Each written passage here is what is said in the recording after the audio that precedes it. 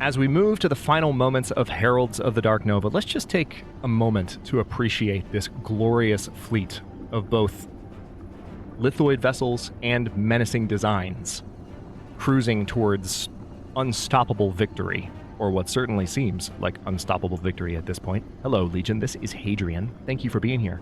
Let's play some more Stellaris Toxoids in our Heralds of the Dark Nova series, in what is likely to be... I really shouldn't say this at the beginning of an episode, but I'm excited to say it, because let me tell you something. Not only is this my first Stellaris series on the channel for a long time, and it's had its ups and downs, but when the channel went offline in 2020, and in 2018 and 2019 even, particularly 2019, I didn't finish a lot of Stellaris series. I started some, but a number of Stellaris series went unfinished, and it feels really good to be at this point again. A lot has changed since the last time I finished a Stellaris series, that's for sure. So, oh wait, hang on, the Loyal Brood is still in Ralgunoth. Let's change that, shall we? A lot has changed, but overall...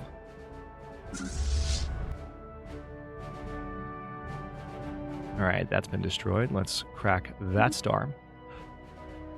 Overall, it's still an extraordinary experience. I remember joking some episodes back now, during my previous recording session, not this one, but about Sins of a Solar Empire, making For the Unity references, right? Because I used to play the crap out of Sins of a Solar Empire when it was, you know, one of the grander space strategy games available for PC.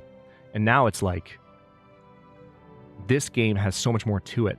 It has its problems, for sure, but there's so much more to Stellaris in terms of the simulation of politics, etc.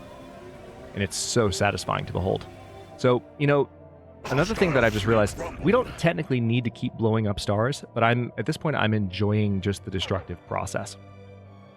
So I'm going to continue with it nonetheless.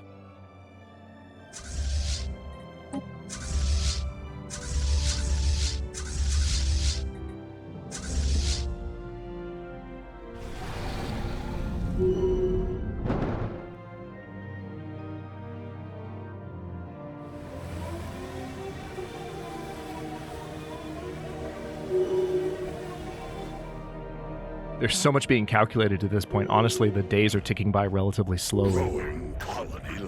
But we are on the final stage of the etherophasic engine.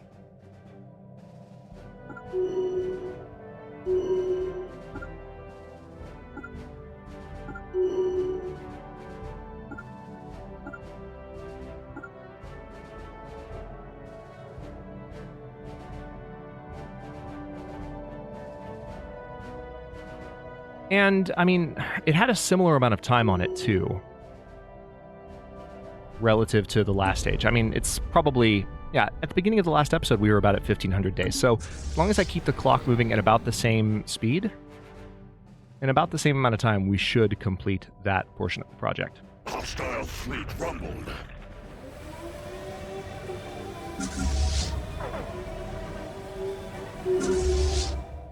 Okay, so... we have an additional Star Eater here with orders, or we can give it orders. Let's see. What would be the fastest way to this particular section of the galaxy? Right here. Crack that star, please. So gross. All right, so we control this gateway, and so we're able to jump directly into Robalius, which is hilarious. We can agree. All right, this Star Eater is done. All right, we don't want to crack any Fallen Empire worlds right now. We're not interested in being quite that bold. However, I will jump here. Hostile fleet rumbled. I love the jump drive. Holy crap. I mean, I've used it before, but it's just so nice to have access to it again. All right, we're going to crack that star, and then that star, and then that star, and then that star, and then that star, and then that star, and then that star. Oh my god. This is just, it's so brutal. I really do. At this point, I absolutely feel like the Crisis. Without question. This is what being the Crisis should feel like. The Pretherin showing up was a little bit annoying, but it kept me on my toes, provided some entertainment. Hopefully, anyway. That was the idea. Hostile fleet Either of mine or of the developers. Jury's out. Hostile fleet rumbled. Interesting. So there's a lot of hostile fleets running around causing problems at the moment. But we can easily rectify this. Let's jump here. I want you to attack that fleet.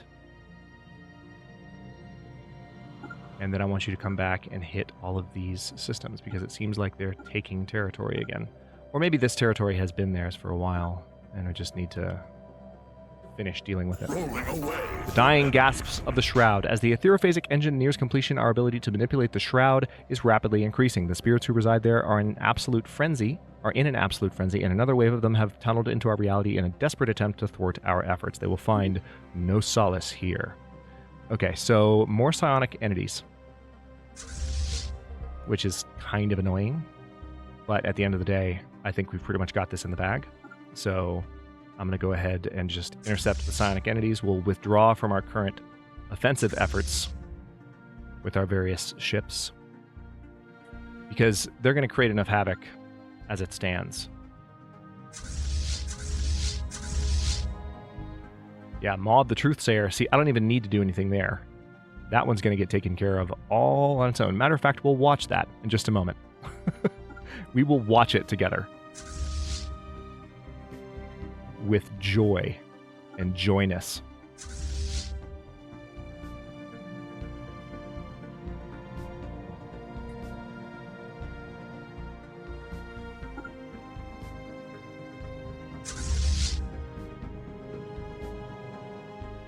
Yeah. See the one in Soao. I feel like, I mean, I'll send a station. I'll send a fleet there to defend, but I think it's mostly fine there. All right, so the weathered stratum at this point, I guess I can send. I'll send you here just to help defend the Juggernaut, but even the Juggernaut should be okay on its own. Spaceborne life form encountered. And then the Loyal Brood is just following the embedded stratum, which is fine.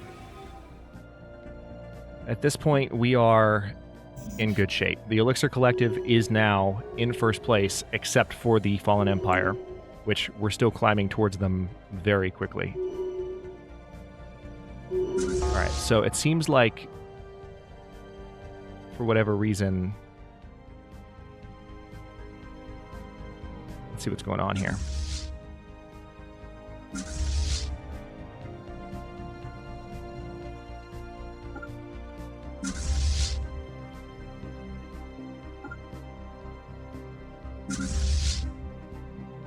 Alright, I want you to crack that star.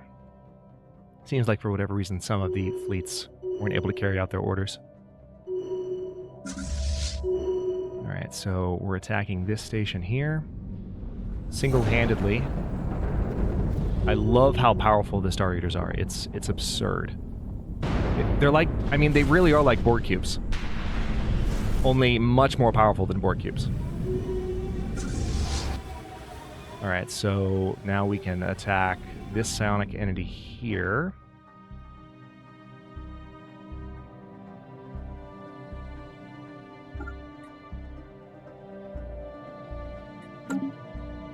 I think we pretty much got this in the bag at this point. 1,309 days remaining, so that's about 4 years of game time. It'd be 2485 or so, 2486. Alright, let's make sure that we've destroyed all of the various interlopers.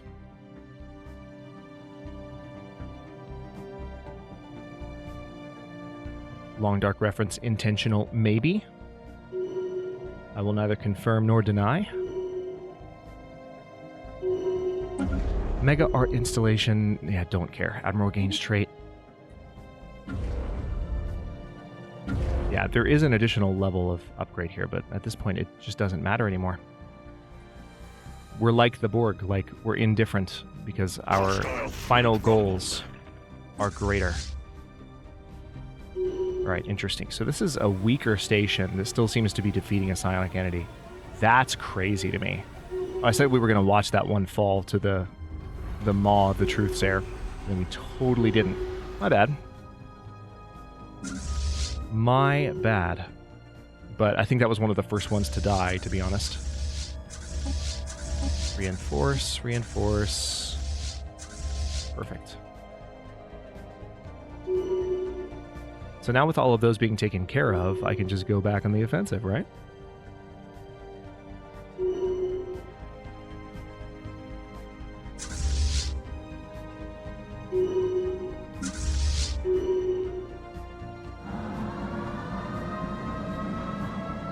So what I'm going to do with these various...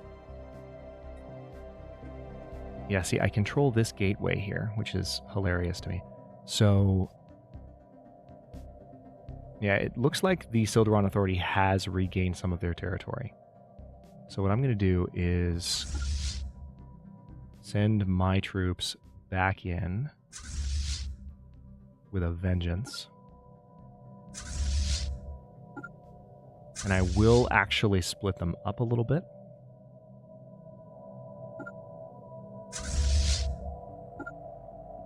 Which I haven't typically done in this series.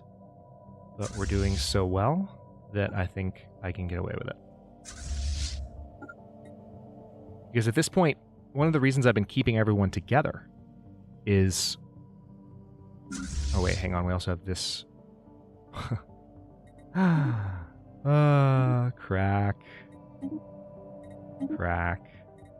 Crack. Crack. Crack. Yeah, I've already... tell you what, let me take most of those orders back because it's just not necessary. Yeah, it's hilarious.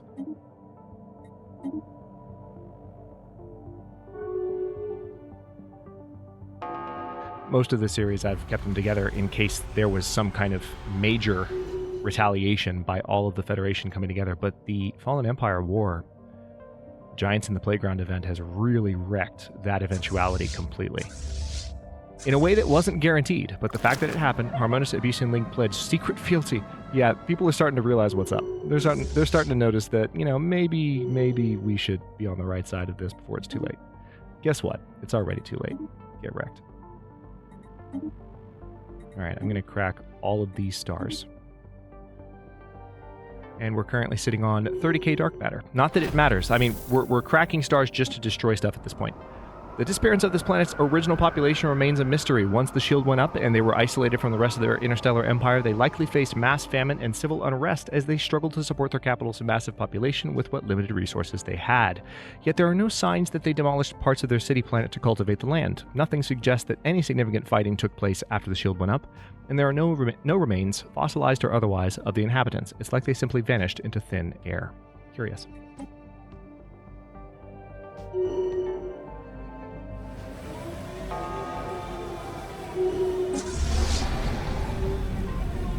Interesting that we're starting to see some combat, but it's probably just because we're reinvading the Sildaron territory.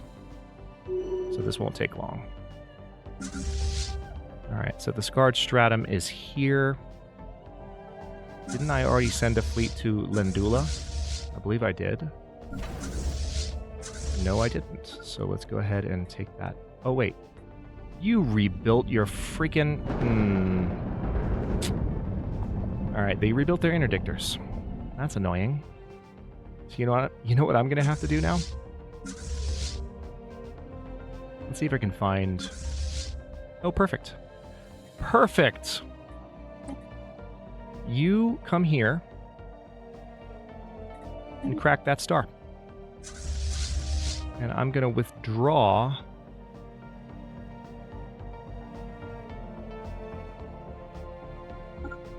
you guys, so that they don't get any blowback from that.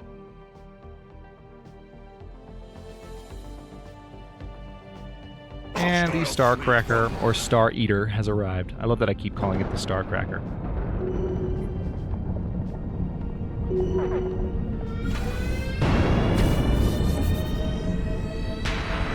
Still blowing up so many stars. Nice.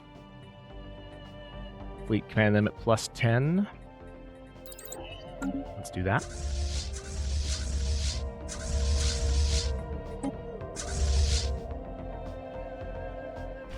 Okay, a little bit of combat happening, to be expected. Yeah, we're just annihilating everything down here. Hostile fleet rumbled. Hostile fleet rumbled.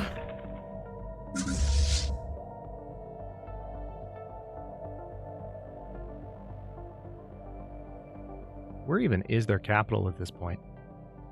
There's a question. Where have they established their capital now that I have destroyed it and the star that it orbited? Don't they have some territory down here? They do. So they probably relocated it down here somewhere. Let's see if we can find it. Sildaron Authority, Sildaron Authority, Sildaron, Sildaron, Sildaron. I see capital systems, but I don't see a Sildaron capital.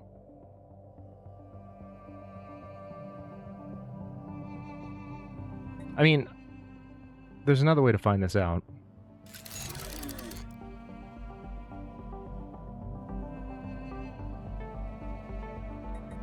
Isn't there? I guess maybe there's not. Couldn't I find out from...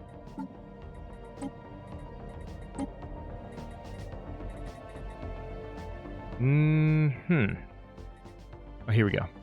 Alright, so let's find the Sildaron.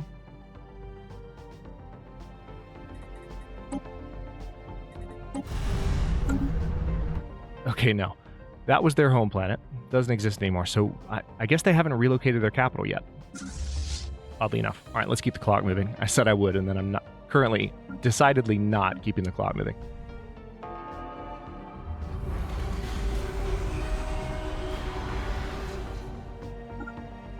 Alright, we can visit a couple of systems up this direction.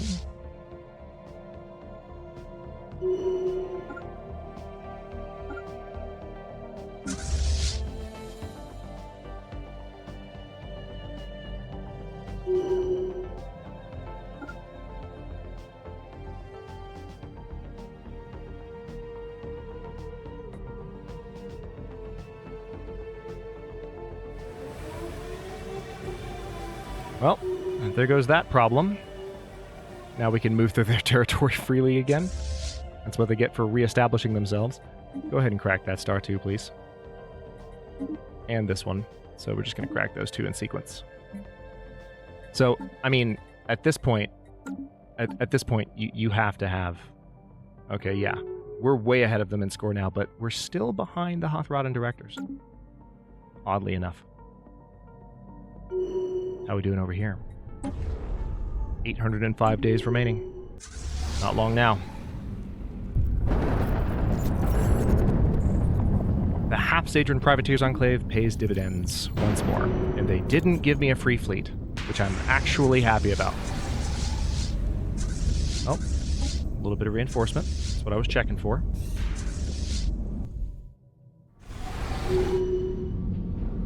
So there are still a number of, like, somewhat stronger galactic fleets, but they're not united like they were momentarily before the Brethren arrived.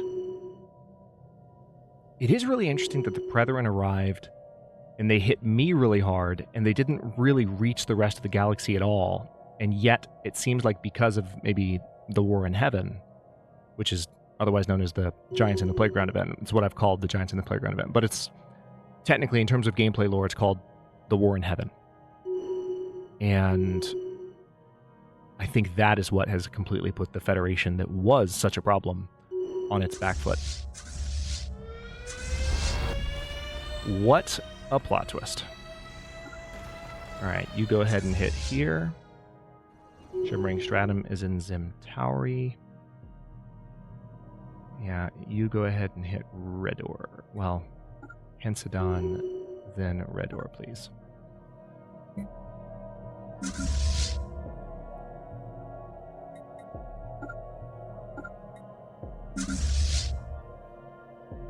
You're already hitting Zule Crow. Why don't you hit Fujo? Okay, nice.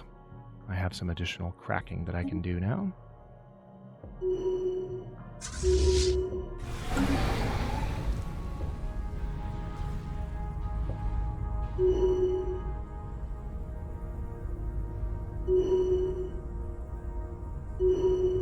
Alright, so...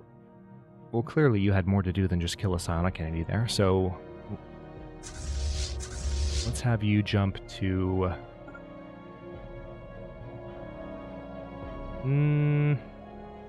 Yeah, just hit Fujo, because we're going to have to destroy those interdictors, it seems like. It's a common theme. Again, once we reach about 2485 or so, that's going to be the end of this. I would imagine. God, look at this thing. Look at this thing.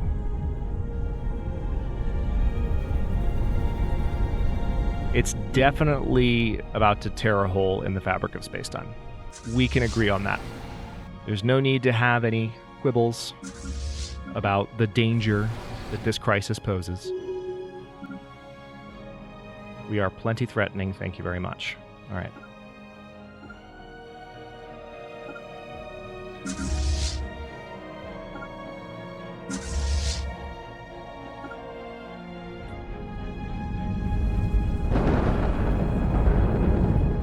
Looks like the only interdictor here is that station. Where's the flex stratum? Here.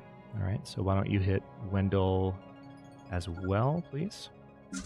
Hold fast stratum. Why don't you hit Irem? Definitely taking a chunk out of the Sildaron. And the Sildaron are really, at this point, they're the only threat. The Vivisandians are nothing. The Fallen Empires are technically a bigger threat, but they're, for whatever reason, they have turned a completely blind eye to everything I'm doing. Which, okay, I guess I can comment on that, now that I think about it.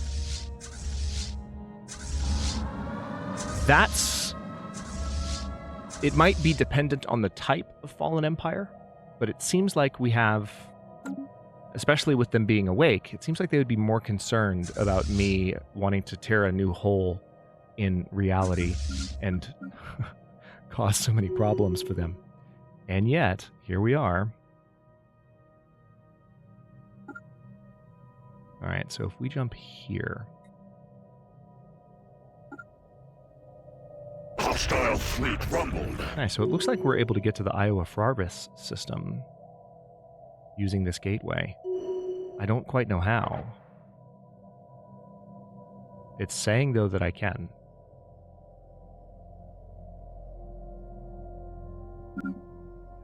Okay.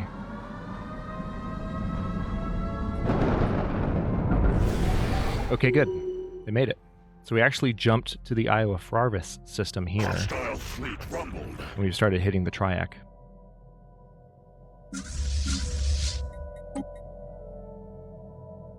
Alright, now you are where exactly? Alright, so that station is no longer an interdictor. We just need to bomb this planet.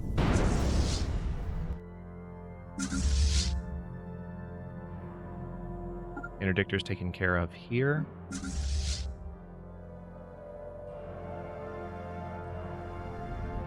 Yep. Just need to bomb that planet. And that's it. That's literally it.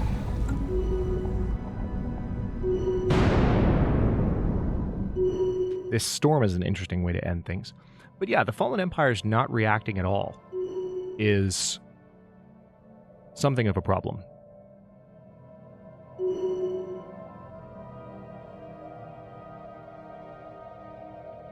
I mean, they did react to me earlier, but I stopped them. And then it seems like there's been no follow-up on that thought on their part.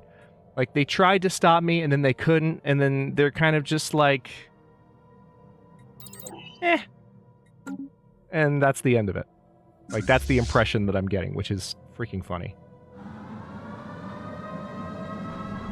Alright, so let me go ahead and bomb this directly.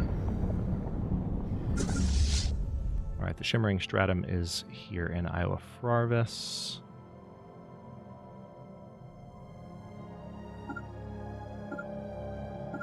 So we can definitely just hit these guys. It doesn't look like I'm actually at war. Yes, I am. Oh, wait, no. No, I'm not. It doesn't look like I'm actually at war with them.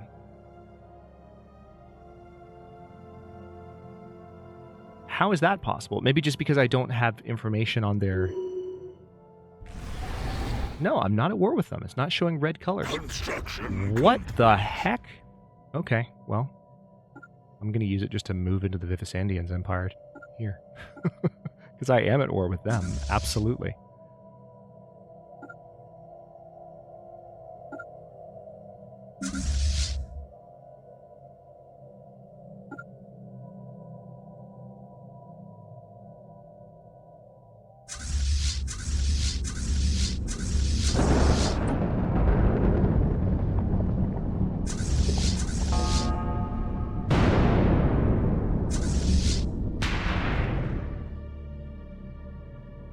Okay.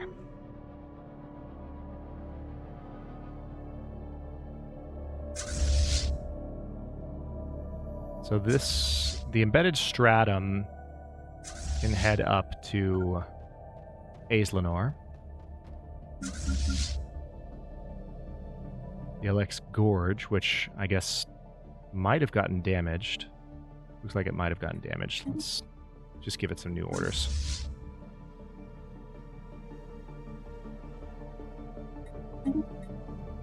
I want you to crack some more stars, please.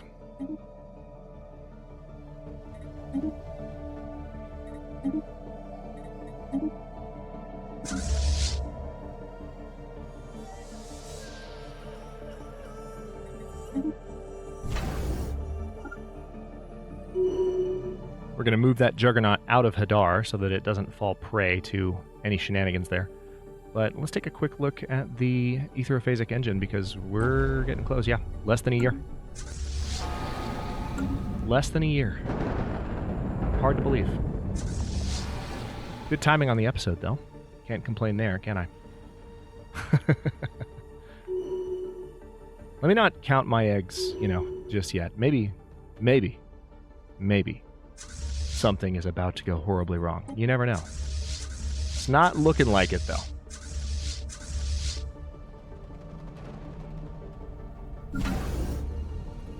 Not looking like it at all.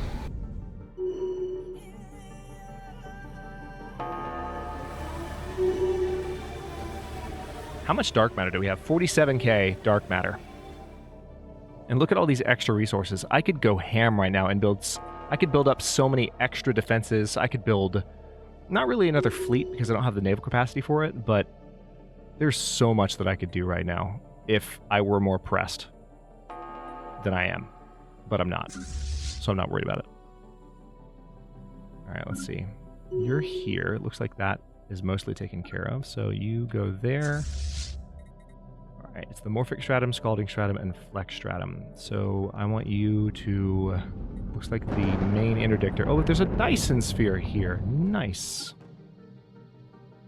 So just hit that entire system, please.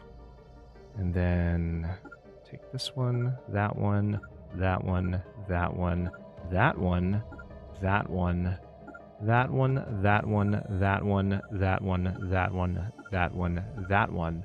And you're not even going to be able to get through with all these orders before the series is done. It's not going to happen. Because we're like 100 days from completion here. Let's see. Alright, you go ahead and jump to Iresta from Thoth. Embedded Stratum is in Aislinor, and looks like everything went well there.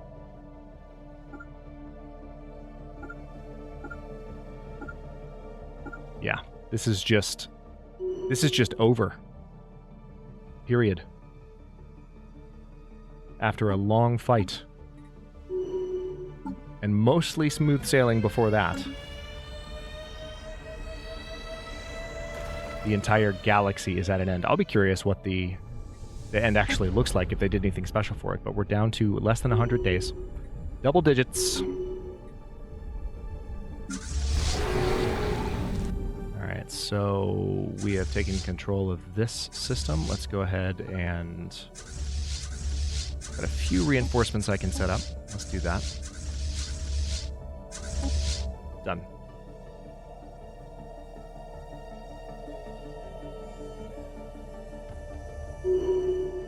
And I guess it would be worthwhile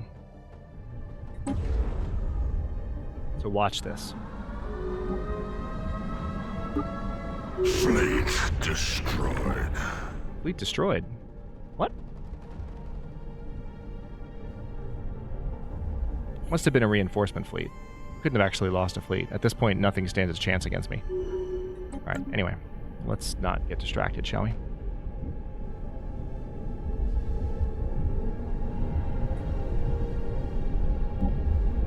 Five, 4, 3, 2, 1. A beginning and an end. Everything is in place. The etherophasic engine is now fully operational, and the vast power of the Shroud lies within our reach.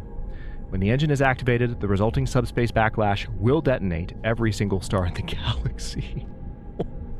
All galactic life, be it organic or mechanical, will cease to exist, but by then, we will have safely transmitted our full consciousness to a higher plane of existence. There, we will no longer be bound by the limitations or the cruelty of the physical world. Time will have no meaning, and the very fabric of the universe will be ours to manipulate as we deem necessary. The next phase of existence awaits. Shall we activate the engine? Do it.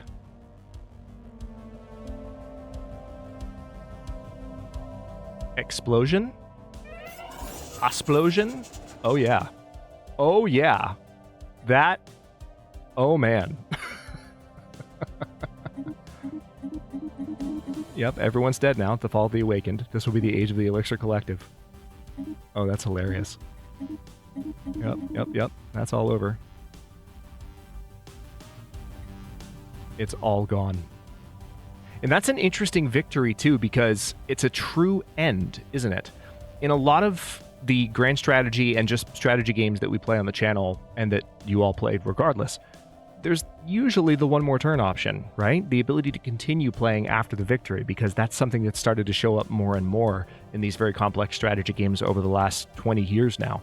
And has been around in some of them for a lot longer. But as these have become more mainstream, it's just normal for you to have, like, the ability to keep playing. Especially, like, eventually, once the games have been thoroughly updated and there's a lot of content. I remember, this is not a good example because Imperator did not do well. That was a Paradox game, the press cycle for which began and ended while my channel was offline, unfortunately. And I was really excited about Imperator. But the issue with that at the beginning was that the end of the game was very abrupt. I did win one game of that, and it was just over, and there wasn't a lot of ceremony to it. But there was this feeling that, okay, well, as you add to this, as other games have been added to, it will get better. Again, Imperator is not the best example of this, but I just think that overall, it's become a lot more common for you to have the ability to continue playing. But in this case, we don't have that at all, whatsoever. We're just done, and that's the way that it is.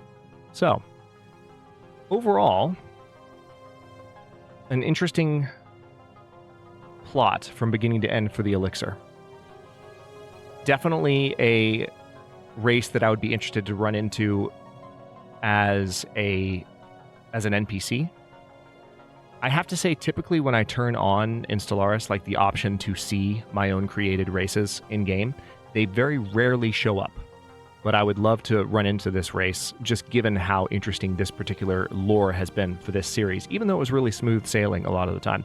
It was good to do a kind of for fun, defensive, just let's see what happens kind of run, especially given that my knowledge of the game for this particular series, like, again, as I mentioned early on in the series, and I've mentioned it a couple of times since, but I said on Twitter and in a few other places right when this series began that I was going for a deliberately anti-perfectionistic approach.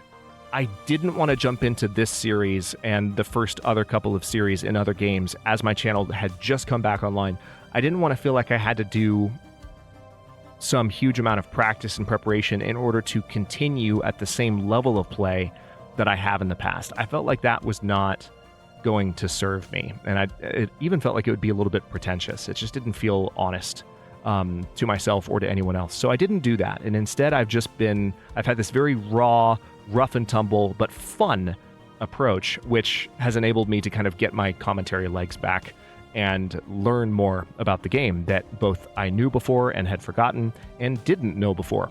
And I appreciate all of you who have been following along as the series has been live. And of course, I appreciate those of you who are watching now in the backlog and maybe have already left comments once the videos have been out for months or years or more. Thank you to you as well for watching. Again, as I was mentioning in, I believe earlier this episode, but certainly in the last one, this is the first Stellaris series I've actually finished in a very, very, very long time. And it's not just because the channel was offline for a few years. Even for a year or two before that, a lot of my Stellaris series didn't make it to the victory screen for various reasons, either because other stuff came out and I decided to retire series early, or because I just didn't finish series. There was a lot going on back around the time that the channel went offline, and it feels good just to be at this screen. Even if the series had its imperfections that were planned, that were intentional, it's very satisfying to finally be at this point. And if you've watched from the beginning, which is always a lower number of people than are watching at the start, thank you for being here and thank you for following along. I'm glad that you have joined me on this journey, and I hope you will join me for more, because the next one has already started by the time you're watching this, but there will be one after that, and one after that, and one after that in this game and beyond. Thank you again so much for watching. If you enjoyed this one and enjoyed this series, please don't forget to like the video and subscribe to follow along. If it's not your first time, or even your second, look for the join button to access unique emotes, badges, and other perks. New episodes are going to be coming out in Stellaris.